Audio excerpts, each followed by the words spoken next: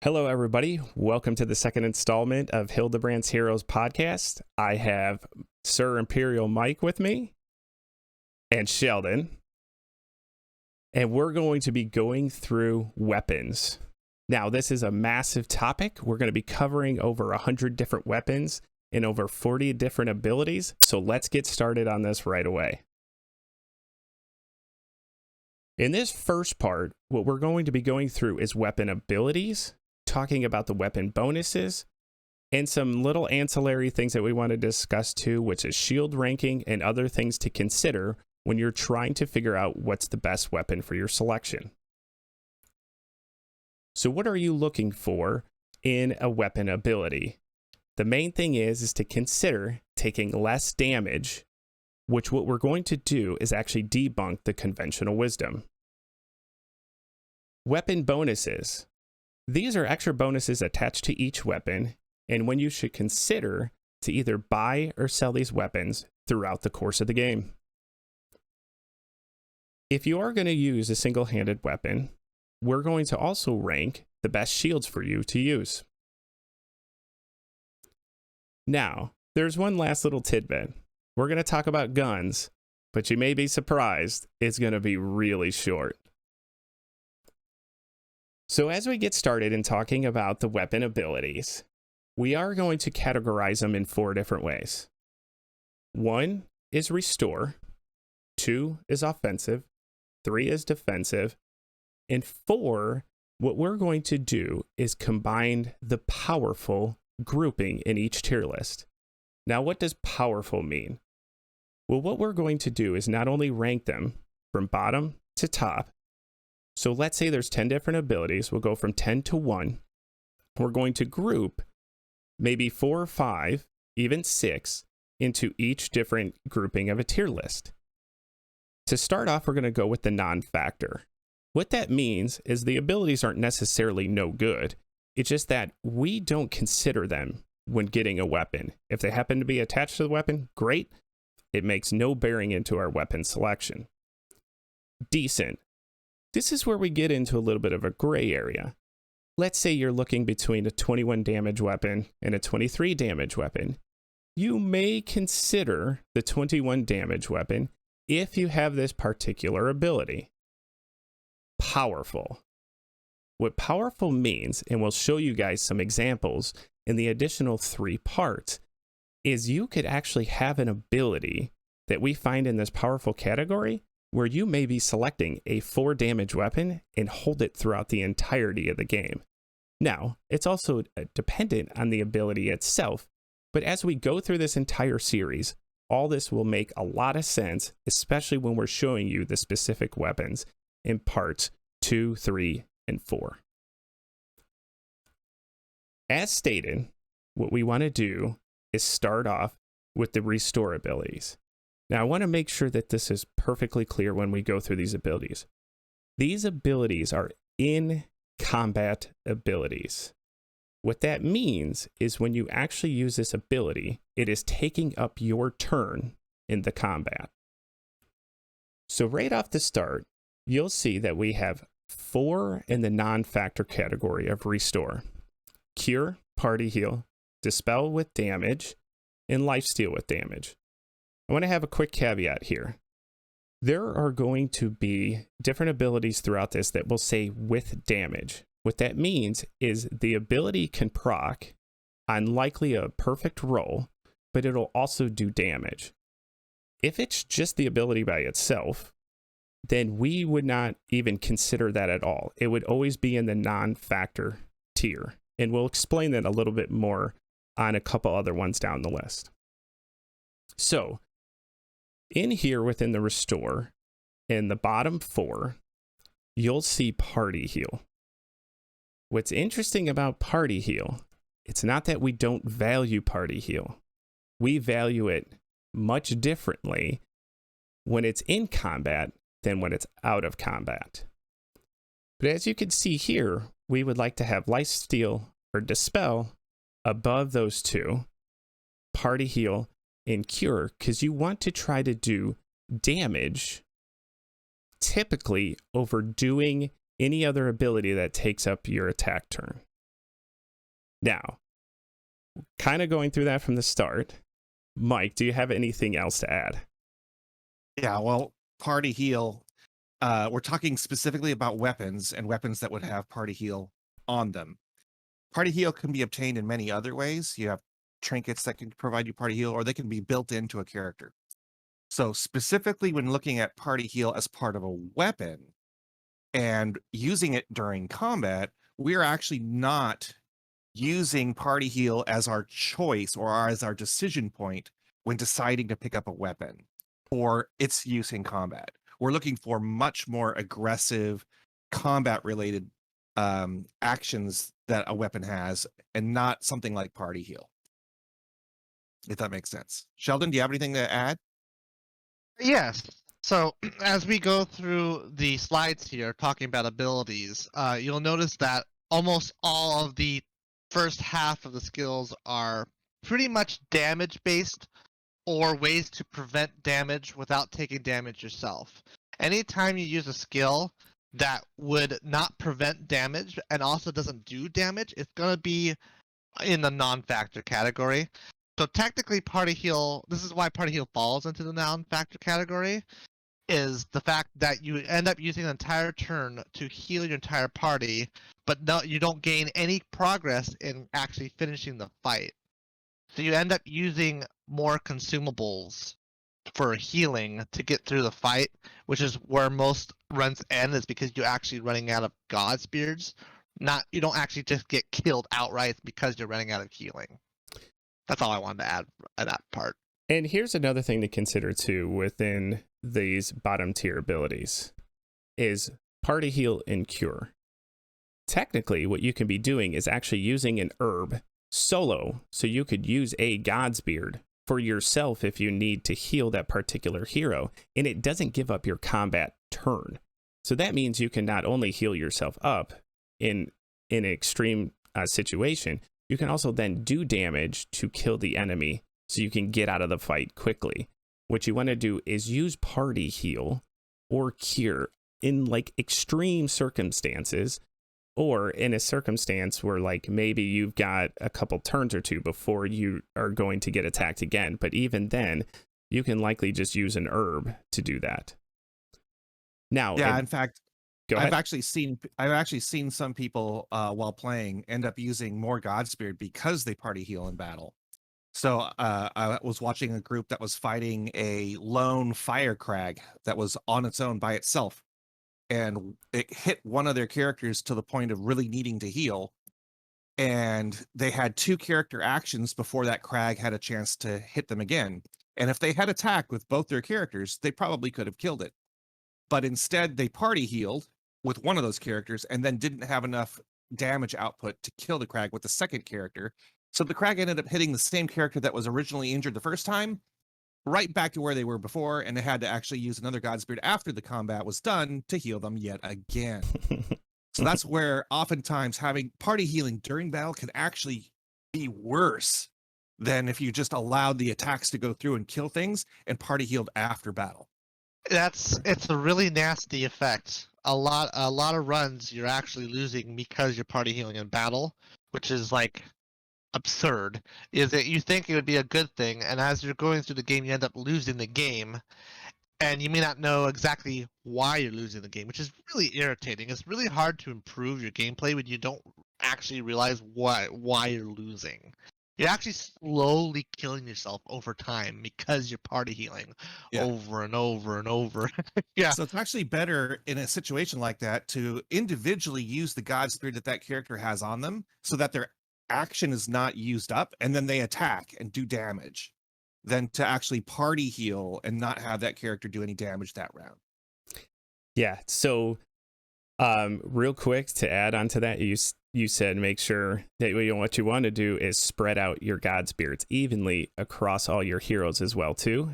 Don't make sure you just stack them onto the party healer, because that can also spell disaster for you as well too if your party healer gets knocked out. Now, for the next 2 spots, we don't actually have anything in the yellow category. So in the decent category, we have nothing there. But for the very top one, for the powerful one, is Focus Restore. Now you guys may say, whoa, whoa, whoa, whoa, whoa, whoa. You guys just told us that the best thing to do is to not use abilities that don't allow you to attack. Why would you then have focus restore at the very top? Well, what's kind of interesting with this is also dependent on you guys watching all of the subsequent videos and understanding a lot of the other weapons that we would actually attach to this.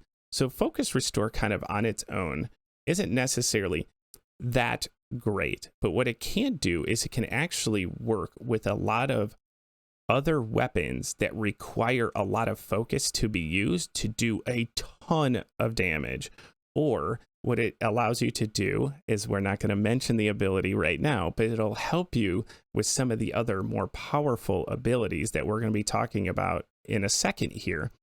Whereas focus restore can be a great weapon to have to be able to get maximize some of these other weapons. So Sheldon, anything to expand upon about what I said there? Yeah, I just wanted to basically state the same thing you just said. Basically, focus restore is basically you're fueling the fire on better skills that focus restore helped you with. Like, we won't say what they are yet, but there are definitely other skills in these next slides in the green category, or heck, even in the yellow category, that are better than focus restore. But you can't use them all the time if you're out of focus. The focus restore is a great way to basically fuel those skills and make sure you can use the skills constantly. Yep. The other thing too is that focus restore is intended for use either when you are not going to take damage coming back at you, which we're going to talk about in just a bit with those additional abilities, or it's something that you'll use late in battle. When it's 3 versus 3, you probably won't use focus restore. But when you're down to 3 versus 1, you got one enemy left, and you've got any one of those 3 characters can kill the enemy. You've got some free actions to use. That's when focus restore starts to become really valuable. You can actually focus restore a character that isn't needed to do the final killing blow of an enemy, but prepare yourself for the next room in a dungeon, for example, with full focus. So that's something that we generally want to look for, and that's why it's in the green category. It's actually an ability that we seek out on weapons. That is exactly right.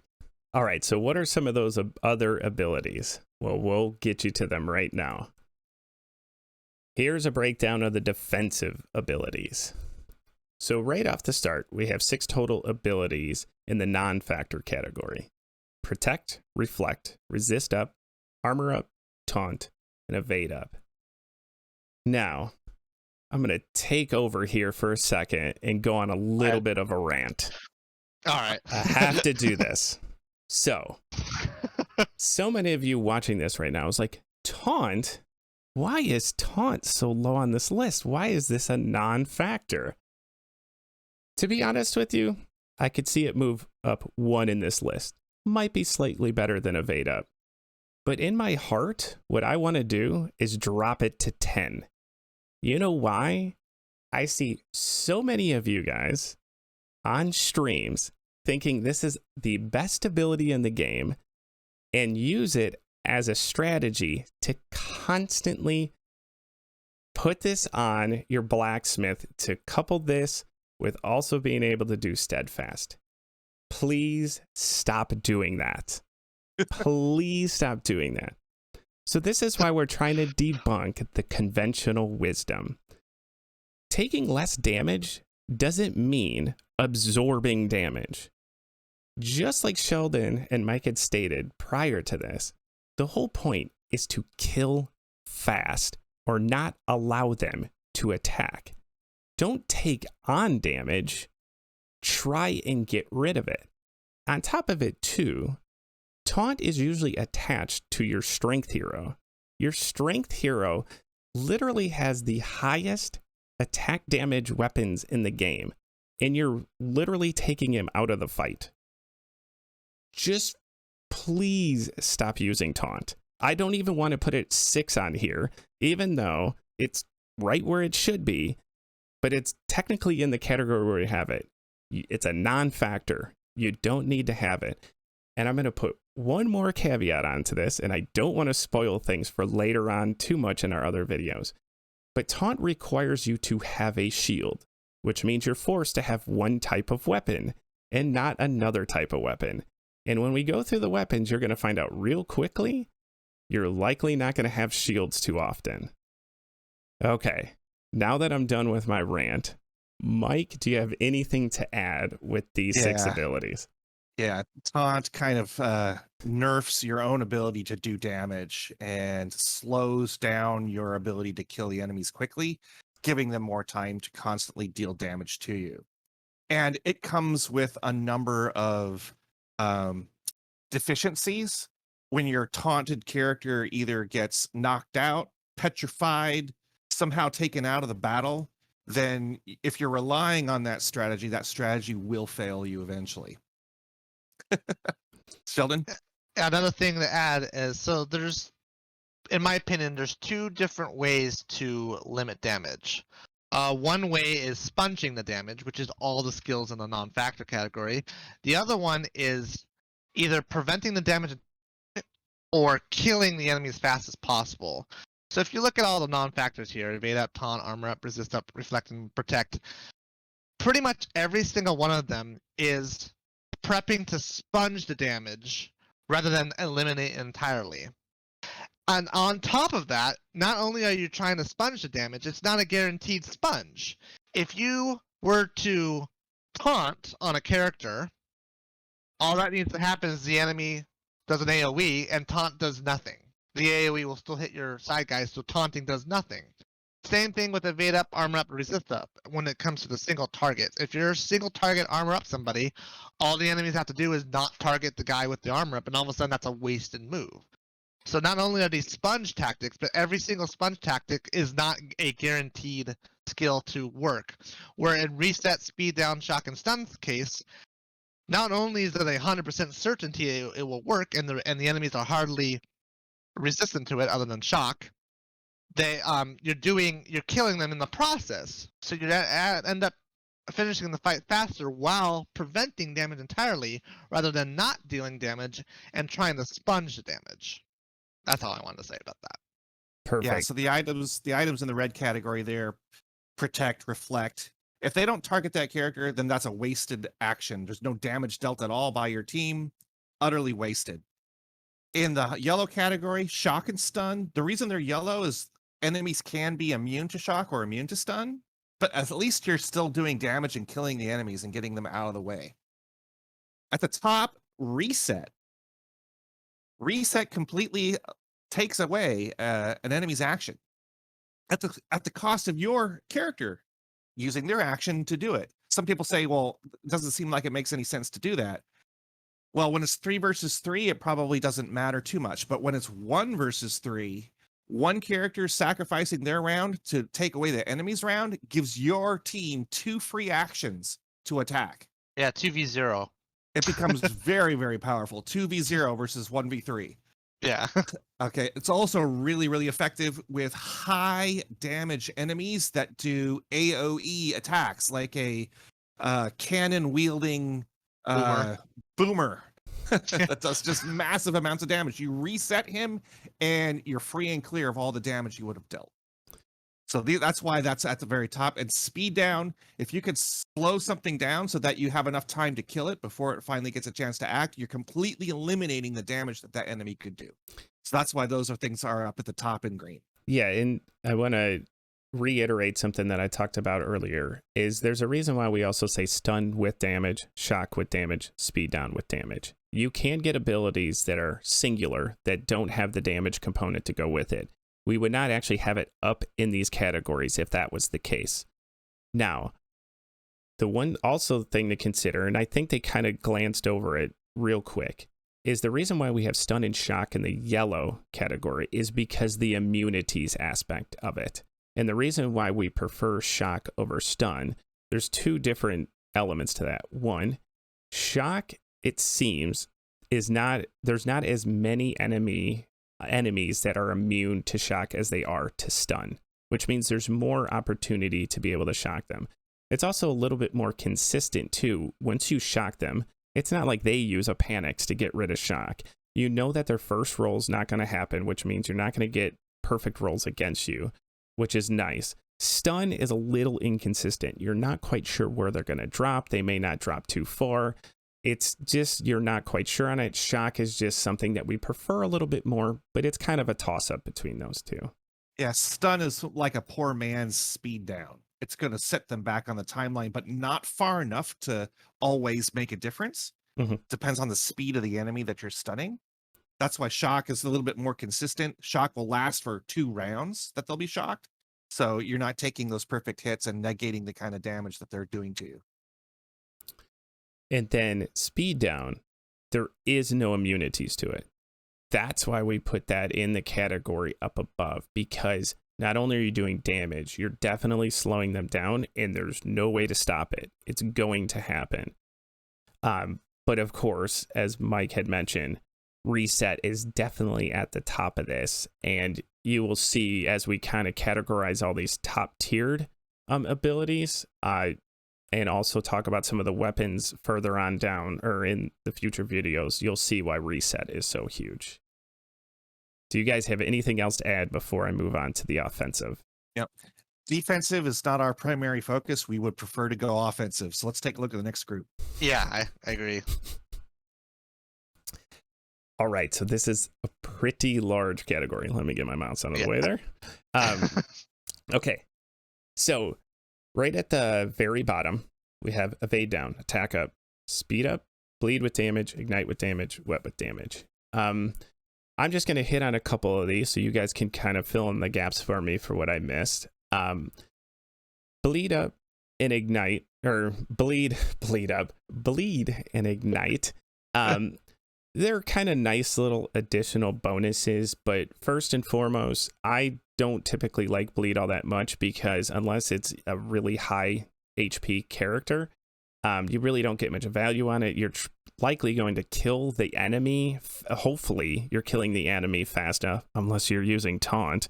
If you kill the enemy fast enough with using bleed, it'll never end up ticking. Ignite's a little bit more consistent, but nothing really to go out of your way to make sure you have that weapon. The other kind of like interesting dynamic is wet with damage. Wet is good in 2 ways. One, you can get rid of those full evasion characters. It's ones with the double yellow triangles that you see next to their name where you're required to get a perfect roll. You can actually make them wet so then they're more vulnerable. Or you need to make sure that it's coupled with another ability. So we went back to the stun immunity and the shock immunities. If you do wet them, for those of you guys who don't know this, if you wet an enemy, it gets rid of all their immunities. Now, that means if you're not actually doing anything that actually requires to get rid of the immunities, wet's kind of pointless. So it's in this weird just kind of realm where it's good coupled with something else, but isn't really necessarily, it's actually probably the worst of all of them by itself. So that's what I had for the bottom tier. Sheldon, do you have anything to add? Yeah, so these are all non-factor. We're not specifically hunting down weapons with ignite, bleed, and wet as our primary reasons for getting the weapon. If these skills are on the weapon, it's just a nice little bonus. But we're definitely not going to go out of our way because it has bleed, or because it has ignite, or because it has wet, etc. Attack up, yeah. Yeah, what's interesting is there are weapons that I do seek out that have attack up on it. But the reason I'm seeking out that weapon is not because it has attack up on it. It's because it has something up on the higher green area. That's the reason I'm choosing that weapon. Yeah. It's really hard for us to hold back our tongues on what these weapons are because we don't want to just give away what we're going to be talking about in the future videos.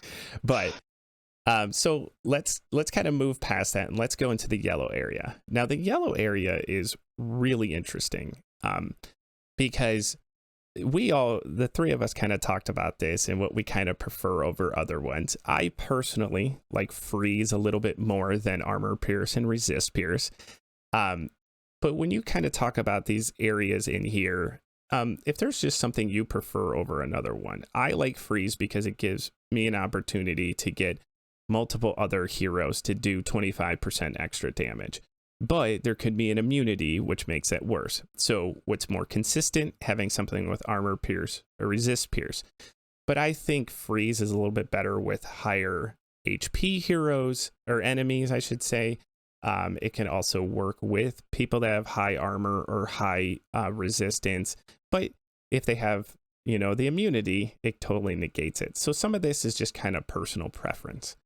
But really, AoE is one of the most interesting categories of them all, because AoE is kind of a damage dealer, isn't really all that good. But AoE, coupled with these other abilities we're talking about, like reset earlier, and we'll get into rush in a minute, AoE coupled with another ability is absolutely amazing. So, Mike, why don't you kind of add anything else that I missed in the yellow area? There are certain stages of the game where AoE is much more effective, like early game. I really like getting AoE damage weapons early game when the enemy's health is relatively low. Between freeze compared to the pierce, either the armor pierce or the resist pierce, freeze is kind of good if you're going to be in combat for a couple of rounds. The enemy's going to last a couple of rounds, or it's going to take a couple of hits to get killed, because your subsequent attacks will do more damage to that enemy. The reason why pierce is rated slightly higher, in my opinion, is that if it comes down to, do I have the ability to one-shot this enemy right now that has armor? Sometimes that applying the freeze means, okay, yeah, my next characters will be able to kill it, but right now I can't kill it because I can't get through his armor. Whereas with the resist pierce and armor pierce, you're guaranteed to be able to get that one shot if you're within range of that character's weapon right then and there. So it can actually end a combat quicker. And it cannot be countered. There's no immunity to pierce. Yeah, freeze and pierce is definitely an interesting discussion, because freeze actually kind of acts like a pierce in a way on if the battle ends up lasting a long time, or if certain enemies have loads of health.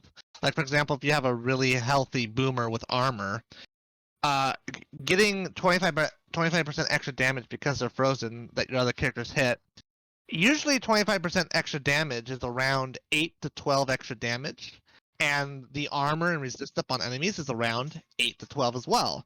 So freeze kind of ends up being exactly the same thing as pierce sometimes, but only for future hits, which only matters if the enemy has a lot of health.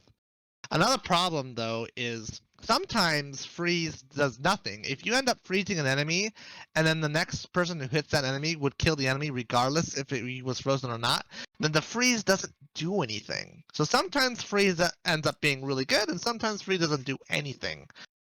So I agree with Mike that pierce gets a little bit of an edge. It's a lot more consistent for the one-shots. Even though freeze can be better than pierce for several rounds without having to use focus, technically, it only matters on certain enemy types. I mean, technically still does pierce. Pierce, you have to have certain enemy types for it to work, but more often than not, the pierce is going to be more valuable than the freeze. Yeah, it's certainly better than wet, ignite, or bleed. Oh, for sure. Yeah. So, sometimes we will seek out a weapon that can do freeze over something that can do ignite. We'll, definitely go for the freeze. Yeah. And I think that's a big clear distinction here is, as we're talking, we're kind of splitting hairs with some of this stuff, right? Freeze with armor, pierce with it. But we're also not selecting these weapons particularly because it has, like, you're not going to be selecting a freeze weapon over something that does reset. Like that's not even something that we're talking about. And that's a big thing is about categorizing these as well too. You can kind of like talk about some gray lines where something can move up one spot or the other, but it's not like we're debating that bleed should be right next to rush, like at the top of this. Like this is something you're not even really considering. Somewhere in the middle tier, you're going to want freeze. Maybe you'd want a little bit less damage because you can do more damage output, or you may want to select the pierce one over something else. So this gives you a good foundation to kind of figure out. We're not going to be able to go through every single weapon in the game. Even though we're going over 100 weapons, there's over 200 plus that I know of in this game, if not more, which means there's going to be times you're going to come up against something that you're like trying to look to see the difference between these two. And what we're trying to do is just give you the information to be able to make those decisions. Now let's talk about the top tier in here. So we have Splash, heavy attack, and rush. We had a very spirited debate about Splash for a while. I'm actually going to not talk about Splash because those guys have, let's just say we have a little bit of a different of opinion, but I do think Splash is really, really good. But they have some really good information and some specifics about why Splash is so good. But when we talk about Rush is going to be something that is going to be a big talking point, especially when we talk about end game. Rush is huge, but we're even going to have weapons early game that allows you to do this. And the one, going back to a couple slides, you guys, well, you're using, first off, a hero to rush someone. So they're giving up their turn to rush one single player. Well, there are AoE rush weapons out there. We'll get into that later, which means that's massive. So what you're doing is you're giving up your one turn to move everyone back up the timeline. So what you would do is you would get those two people up on the timeline. So you actually gain an extra attack. But also, you got to consider too with Rush, is if you have someone who's got a really powerful weapon, there are times you're going to go through the game and you may have a character that has a 10 damage weapon and someone who has like a 28, 30 damage weapon. You're way better off giving up your 10 damage turn to rush the one hero that has a 30 damage weapon, because you can literally do 3 times more damage than that one guy. So you have to, it's almost a math equation in here. But for even single target rush can be massive. Anything you guys want to talk about here? Go ahead, Mike. Yeah, Rush appears on intelligence and talent weapons. I don't know that I've seen it on other types of weapons, but the idea there is exactly what you just said. I'm going to be able to do 10 damage with this magic damage. I'm going to go ahead and rush my strength user over there with the 20 damage heavy attack. That's going to be able to kill things much, much faster. So it's actually one of the most offensive abilities you can have, being able to rush your largest damage dealer on your party. It also happens to double, Rush does, as a defensive ability. You can rush offensive or you can rush defensive. I have a character who's about to die and their turn isn't going to come up before the enemy's going to be able to kill them. I can rush that person so they have their chance to use their God Spirit and heal themselves before that happens. So it is very, very versatile. That's why it's number 1 on this list. And then heavy attack is number 2. The ability to one-shot an enemy and kill it right now before it has a chance to hit you back. That's where we're trying to negate damage coming back at us by killing as fast as possible. If you don't have enough damage output to kill something, then you're going to get that attack coming back at you. But if you do, just having the ability to have an attack up and have a chance to get a one shot is much better than having no chance at all. Sheldon? Yeah, I just wanted to confirm, in case for those who are confused. Heavy attack, we're talking about weapons that have a attack type that does more damage than the default weapon. So basically the low accuracy moves that do a bajillion damage, that's what we're talking about for heavy attack. Yeah, it's usually good to put at least one focus into those attacks to improve those rolls by at least a 10% boost. Sometimes 2 focus for a 15% boost to improve the accuracy of those heavy attacks. But having the chance to get that kill with the heavy attack is much, much better than having no chance at all. Right. Yeah, and that goes back to what we talked about with restore focus, is when you're using some of these other abilities like rush and heavy attack and reset, you're going to be using a lot of focus at times, depending on where you're at in the game. And because it does have an accuracy reduction, it's nice to have that ability coupled with some of these other things. So you can sit there and give your best attacking hero, more of a chance to land these just devastating attacks that just never gets the enemy team to ever damage you, which is the whole point. Now, you guys kind of skipped over Splash. Why do you guys have Splash at this top tier category? Well, Splash, the difference between Splash and AoE is AoE usually does the same amount of damage to all the enemies. and that's usually at a lower threshold than the main attack of the weapon. So like the main attack of the weapon might do 20 damage, and then the splash of that weapon maybe does 14 damage to all enemies, or 13 damage, some lower threshold amount. Splash does the same amount of damage as the main attack does of that weapon, just that it happens to come with a bonus of being able to do half of that attack damage to the enemies on the sides of your target if you get that perfect roll.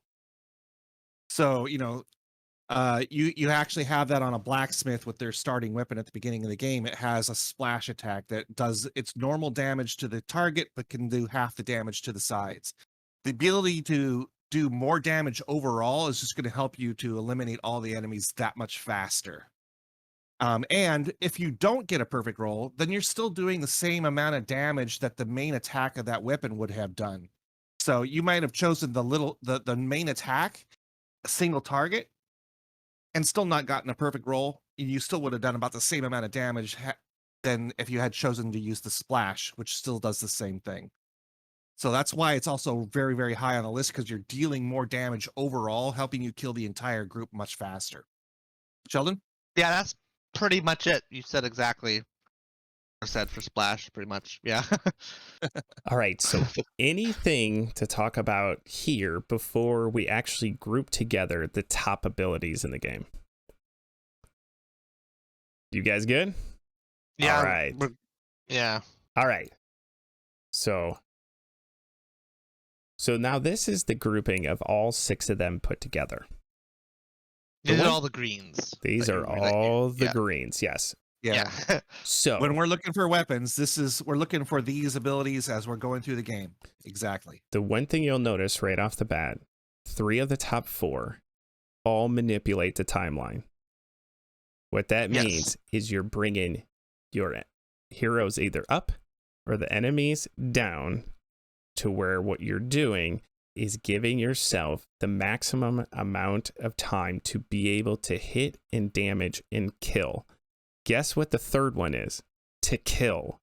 It's pretty much everything based, going back to the conventional wisdom, is it's offense, offense, offense. Don't let them attack. Give yourself a chance to attack and obliterate them. Those are the top 4. If you combine those together, you can really do some devastating end game stuff. If you watch Sheldon stream, I've even got a special video on Twitch called Rush Tower Domination, where pretty much it is just absolutely amazing when you combine these abilities together, some of these same abilities together, you can absolutely just destroy a game. Now imagine you sitting there, and I'm sorry to be crapping on Taunt, but I have to make this point. If you're just sitting there hoping for some guy just to damage one guy, so you only have 2 guys kind of doing just some fringe attacking, don't do that. Get your team up. Don't give them an opportunity to attack, and then obliterate them. Now, as we talked about at the very beginning, is we have Focus Restore at the very bottom of this. It is the fringe of what we would say is the top tier abilities, because this is dependent on these other abilities, these other combinations, and there also isn't a ton of weapons that allow you to be able to do this as well too. And we actually do value splash above that because of the chance to do more damage. Again, damage, timeline, damage, timeline. Anything you guys have to add on to there? Well, Focus Restore. The ability to use focus in battle to try to get your perfect attacks is going to help you to do more damage and to get the perfect abilities like Splash to get their bonuses off. So having focus is really, really important. It also gives you a lot of flexibility to constantly have high amounts of focus. One of the things we like to do is when you're moving in the overworld and you have an enemy that's between you and the destination you're trying to get to, so you kind of have to either sneak past them or you have to fight them. A lot of times you don't like either choice, because you're going to end up either using focus to sneak past them, or you're going to have to use focus to ambush to try to get that combat down to 1 versus 3 instead of pulling in anybody around you. Focus restore. If I have a focus restore on my team, basically I consider that a free ambush. I could go and I can ambush to get that combat down to 3 versus 1. And then when I get into combat, I just focus restore the focus I used for the ambush. And I basically took what would have been a 3 versus 3 battle that I didn't want to be involved in to a 1 versus 3 battle for essentially free.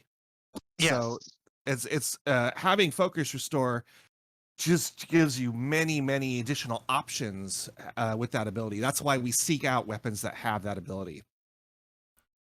I also Sheldon? consider focus restore to be kind of like a micromanage skill. I have never said that before, but now that I think of it, if you're wanting to do a hard dungeon or a hard fight and you're out of focus, but you don't necessarily want to go to a town, there's nothing stopping you from just attacking one random enemy by itself and just wasting time restoring focus on your team and then take a little bit of damage and killing it. So you can get a lot of value out of focus restore by just fighting random weak things too. Mm-hmm. All right. So that kind of caps off our tier list for in-combat abilities. Do you guys have any last words to say before we move on to the weapon bonuses? We're good. All right. Yeah, I'm good. Okay. So weapon bonuses. Now, I want to be really clear here. There is a distinction between in-combat abilities and weapon bonuses. Now, they may impact the fight, but it doesn't mean necessarily they're always in-game. So we're going to point out which those are. So what you'll see on each one of your weapons, there'll be some added bonuses attached to each one. What we're going to do is we're going to talk about those. Now, to start off, these are weapons where you want one of these weapons for the entirety of the game. Do you notice something here? Party heal. Now, for those of you that are beginners to the game, I'm going to go into a completely separate video after we get through this entire series to talk about hero selection and kind of updating some of the aspects of that best team that I put together, but also debunking some of the myths and actually making some corrections. Party heal, you can do in between fights in dungeons. All you simply have to do is unequip your weapon, equip something like the knotted staff, party heal, and then your team will be healed up. You only used one God's Beard. Switch back, make sure you do this, switch back to your original weapon for the next fight. So, what you do want to do is have, if you don't have a hero that already has party heal attached to it, so that would be the herbalist or the monk, you want to make sure you have one weapon that gives you party heal. Or item. Yes, Yeah. or item, that's right. There's a pipe diffuser that There's a allows you to do bonnet, that. The gathering bonnet has it too. Exactly. Yeah. So, find distance. Now, what that means is you typically can see 1 hex or 2 hex. It's usually 1 hex, right? One additional hex from the normal range. Yes. So what it is 1 additional hex from your normal range. It's good to actually have that, especially before you get out of the Guardian Forest, because when you go into the Poison Bog or the Burning Forest, that extra find distance can be huge. So it's nice to have that weapon. You can equip it. You can run around in the overworld. And as you can tell, this has nothing to do with attacking. This is you equipping it. You run around the overworld and it helps you uncover things. This is actually very good for dungeon crawl as well, too. Dungeon crawl where you're always trying to find things that are hidden throughout the entire biome. This is great to have for yourself for dungeon crawl. Anything in regards to what I just said, Mike? Yeah, find distance is a stacking ability. So you can, the more find distance things that you can equip, the larger that radius becomes. So we do want a weapon that has find distance on it, probably also a trinket with find distance, and probably a hat that has find distance. We want to try to stack those together. So we are looking for any weapon that has find distance, and we'll hold on to it for the entirety of the game. Sheldon? Yeah. with what you both said with Party Heal and Find Distance, you never want to sell all your copies of Party Heal or Find Distance. Even if it's a crappy piece of gear or weapon, you're not planning on using it in battles. This is all micromanaged stuff. Yes. Yeah. So you want to make sure everything on this list you want to hold on to for the entirety of the game. Yes. So here's a special strategy for you. Now, this is something I never thought of. I think this was something I think both Mike and Sheldon ended up bringing to my attention, is support range. Now, a lot of times what you do is you put on the best weapon, and if it just happened to have support range, it has support range. Now, what's nice to have is early game, you may end up having a 6 damage bow, and you may have equipped yourself with a 10 damage staff. Now, if you're 1 hex away from not being in the fight, what you can do is you can swap out to that bow, be able to be a part of that fight, so then you can have all 3 heroes. It helps because you can spread out some of the damage you may be incoming, and it helps to do 6 damage instead of 0 damage. There's no point in being out of the fight if you don't have to. Yeah. Two characters versus 1, all the damage is going to be focused on those 2 characters. I'd rather have 3 versus 1, even if it means that 3rd character isn't doing as much damage as they could have, because we're swapping into a lower damage weapon that has support range. But at least I'm now spreading the damage out amongst 3 characters that I would take just to get them in the combat and be able to do more damage against the enemy. So just being able to pull them into the fight is valuable. So let's just go ahead. Yeah, so basically, we recommend carrying a weapon on all 3 of your characters if possible that have a support range on it, even if it's a weak weapon, just for the option of switching to it to get a little bit of extra damage on the enemy while spreading the damage out further. Exactly right. Now, micromanaging. I'm not even going to talk about this one. I'm just going to kick this right over to the micromanaging master. Mike. Oh, that's me. Yes, Mike. Why don't you go ahead and talk about these? Oh my God, I micromanage everything. Yeah.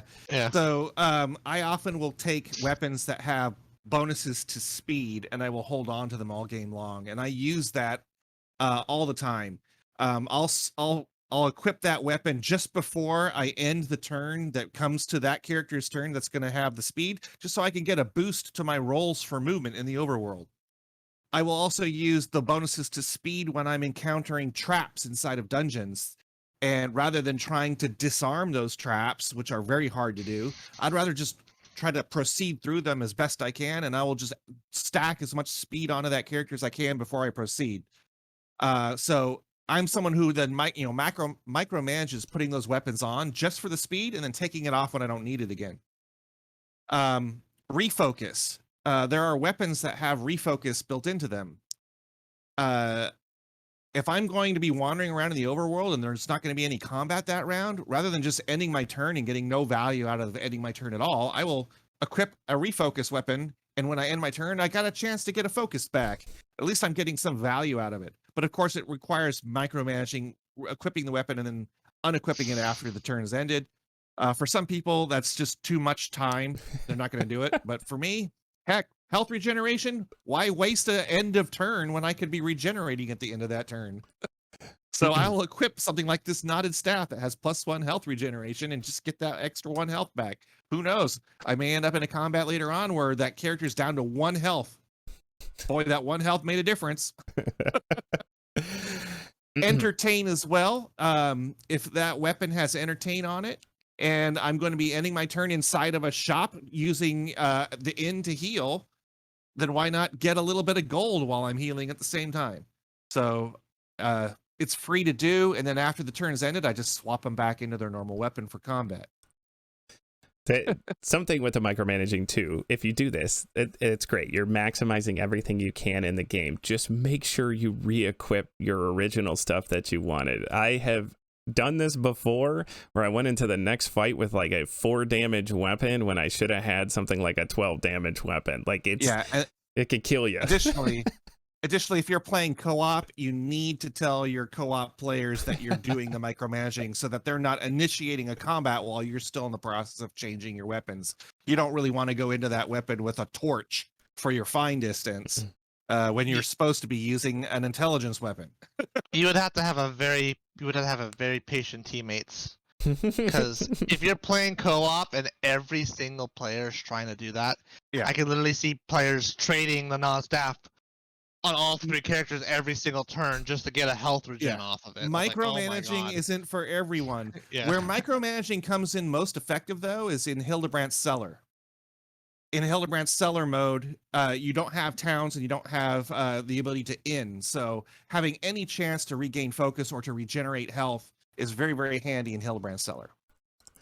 That's probably the only mode I would also advise doing these, because otherwise it's a pain in the ass to do any of these micromanaging things. Like, I don't personally do it anymore. I used to when I was first starting out because I actually did need the little bit of extra help. But at this point, the little bit of extra help from micromanaging doesn't do practically anything for me at this point. I think that's a great way to segue to the next one. Just drop it right there. All right. Good, but situational. Yeah. Gold multiplier. Gold multiplier is pretty straightforward. It's a good thing to have, but usually it's only your talent hero usually has gold multiplier. Now we're talking about weapons. So I want to be crystal clear there. There's other gold multipliers, but it has to do with other equipment, and we're focusing on weapons here. Plus % damage to specific targets. Now this is an interesting topic because some of this actually does require you to have game knowledge in terms of what you're going to be going up against. But also I'm going to drop a little nugget here too, and correct me if I'm wrong here, Mike. You just recently put on the wiki what each character and what their actual what would you call that? Enemy. Their enemy categorization, right?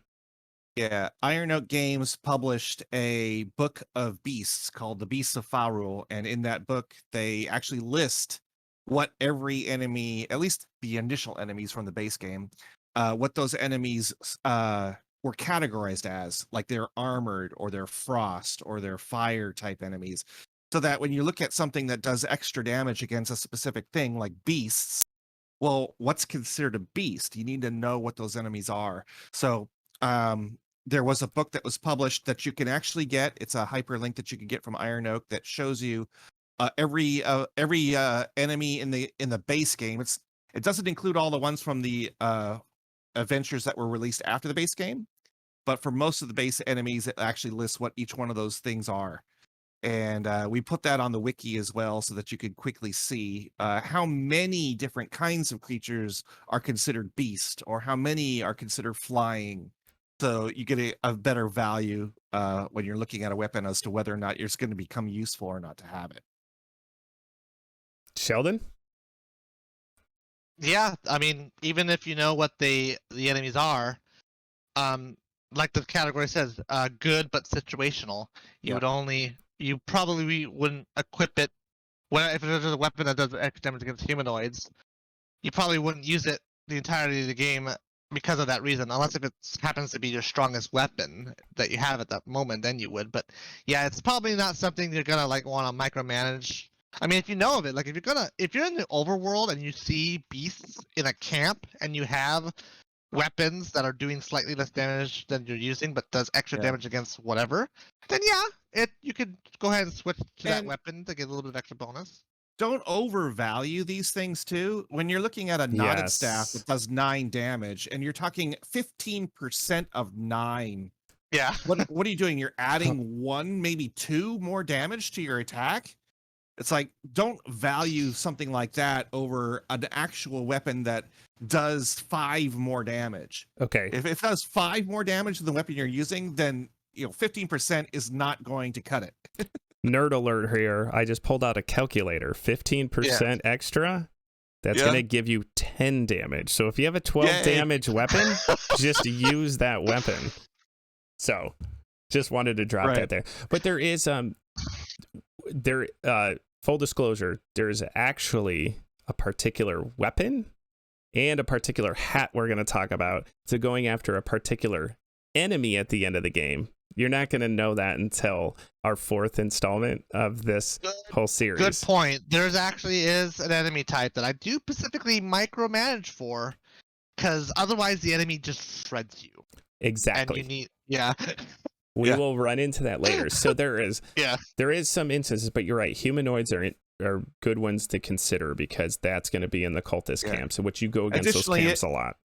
If the weapon does 50% against the enemy type versus 10 or 15%, definitely 50% is much, much better, obviously. Yes. Also, one more thing, too. There are going to be weapons that have bonuses that are like plus to armor or plus to evasion, which are just built-in, almost like built-in shields on a weapon. But we didn't actually talk about those because that goes back into the red category. Is we don't doesn't allow you to micromanage anything, and B, you're not selecting that weapon to get those things. That's just an added bonus because we're looking at the damage and other abilities. We're not worried about 3 armor. If it's on there, great. But who cares? And usually we're only talking about awareness weapons that have those defensive bonuses built into the weapons. Exactly. Right. Yeah. I'd rather have more damage output than have defense. Okay. Or really OP combat skill. Yeah. Like the non-staff here that we're showing. We were just talking about the damage against undead. Like you wouldn't want to get this weapon because of the undead for 1 extra damage, but non-staff does have a whole bunch of other things on it. It has really rush. good. It's has got rush on it. It has the party heal. It has support range. Like, yeah, it's like it has a whole bunch of other things that makes it superior, not because of its extra damage against undead is whatever. Okay, it's just a. All right, so anyway, it's a non-factor. A non-factor. You guys are like hint, nudging already into the next video. What one of our I know. Let's just keep going before I start doing. Yeah. Okay, so we wanted since the series that I'm doing here is going to encompass all equipment. We wanted to go over shields. Now you're like, why are you being so dismissive of shields? You'll find out when we start talking about weapons. But we want to actually categorize these for you guys to start off, just so you know what the best ones are in the game. Now, ironically, 1, 2, and 3 are all from the new Lost Civ DLC. So, love to the console players out there. Guess what? Most of the shields are garbage, to be honest with you, if you don't have the new DLC. But what we value is the Shaman Shield first, just because it has more immunities and it has higher stats. Warrior Shield and Feather Shield, very close to each other. We prefer the Party Acid immunity over the poison immunity. Aegis of Husher is very, very hard to get. You also need to unlock it in the lore store. This is for non-DLC people. And then the next 2 is Iron Tower Shield and Wind Tower Shield. By the way, those top shields, I think the main value from those first 3 shields is that they give you bonuses to speed. Yep. Exactly right. Immunities is great, but man, give me the speed. And mainly what you're pairing them with is wands for intel and, dare I say, single-handed strength weapons. Single-handed strength weapons or single-handed awareness weapons. Yeah, most of the times I often have shields with intelligence characters, usually a scholar, because the wands are actually good weapons, where like one-handed strength weapons, other than scimitar and gladius, are kind of like whatever. Yeah. All right. Now that we went over shields real quickly, let's kind of wrap the whole thing up here. I wanted to actually touch on guns real quick. Guns are probably one of the most misunderstood weapons in the game. People get enamored by the attack damage that they do. But do the simple math on this one. Pretty much what you need a gun to be is double the damage of the weapon you have. And even though it does double the damage, it still kind of does the same amount of damage, even if it's doubled. The reason for that is you hit, then you have to reload. So you're doing 50% of the damage. Also, this is something that Sheldon talked at great length at one point in the podcast before is the difference between single check weapons and like 5 check weapons. If you miss your shot on that single check weapon, it's a complete whiff and you have back-to-back turns with no damage whatsoever. It's way too inconsistent, and very rarely are you actually getting a gun that's going to be double the weapon you have now. Plus, there's just better weapons that have better abilities attached to them. So very rarely, if ever, are guns going to play a factor. And unfortunately, we're actually probably not highlighting, I think we're highlighting maybe one gun during this entire series that we're going to do. I highly recommend that you guys take a second look at guns and potentially stay away from them. Do you guys have any more thoughts with guns? The main thing about a gun is you don't want to risk it failing, because if it fails, you have 2 rounds of having done absolutely nothing because of the reload. So since you must make sure that it does something, you are obligated to use focus to make sure that that gun does what it's supposed to do. So a gun is basically going to constantly use focus from whatever character is making use of that particular gun. So keep that in mind, that you want to have a character that's going to constantly be able to charge it with focus. You don't want to actually just try to get your stat ability up really, really high and not use focus and just hope that the gun works, especially when you run into enemies that have distraction, because 1 check weapons are actually much easier for the game to do distraction against than higher check weapons. As odd as that may sound, the game is actually going to increase the percentage chance of being able to get a successful distraction off. So, you go up against an evil bard and you don't try to focus your gun, and that evil bard distracts you, your gun is basically worthless. Right. Yep. All right. Well, that's going to conclude this part. What we're going to be doing in the next part, how we're going to break this down, is we're going to go through all the starting weapons and everything up through Act 1. So that's going to take us up to Glittering Mines. We're going to break down all the different weapons you can have, what your best selections are, break them down per what ones are the best, from 1 all the way down to either 4 or 5, so you can guys make a better selection, and talk to you guys about some additional weapons to consider depending on different situations and what you may want to hold on to for the rest of the game. I want to thank you guys so much for joining us. This is such a massive topic. If you guys want to discuss with us anything beyond here, feel free to leave a comment. Also, we just started a new Discord. Join us on Discord. We'd be happy to answer any questions that you guys may have, things that you may think that we're wrong on, things that you guys completely agree with. We would love to have that conversation with you guys.